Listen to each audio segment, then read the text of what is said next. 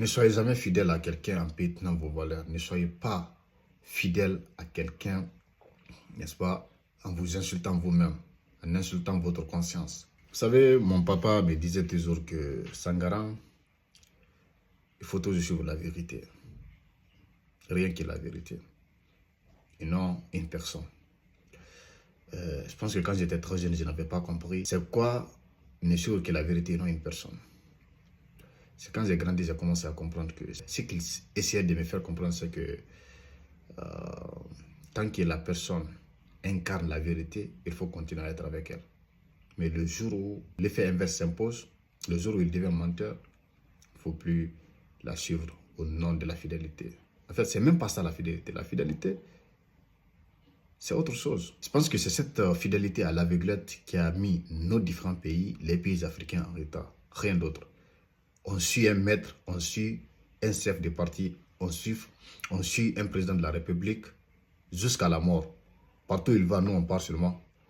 Que ce soit du mensonge ou bien de la vérité, on suit notre chef. C'est ça le problème.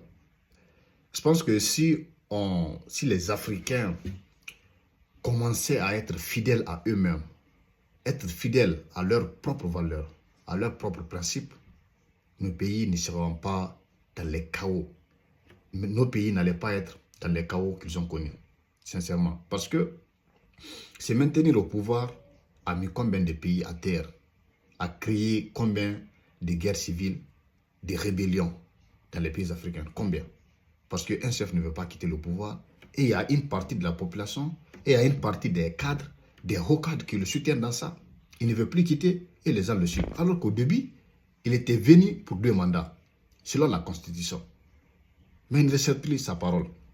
C'est ce qui fait aussi que certains militaires ont mis les pays africains en retard. Ils sont venus, ils ont fait leur coup d'État au nom de la démocratie pour remettre l'ordre, pour nettoyer la maison.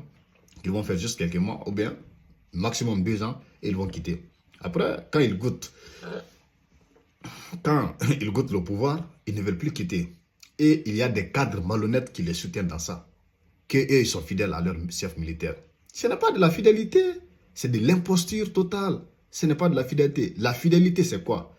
C'est dire non, monsieur le président, on s'était entendu sur 2 mandats, faites vos 2 mandats et quittez.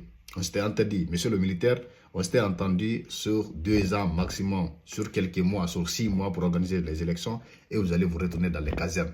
Maintenant que les 6 mois sont achevés, il faut quitter. S'il ne quitte pas, alors vous, il faut quitter le gouvernement. Il faut quitter le gouvernement. Ok?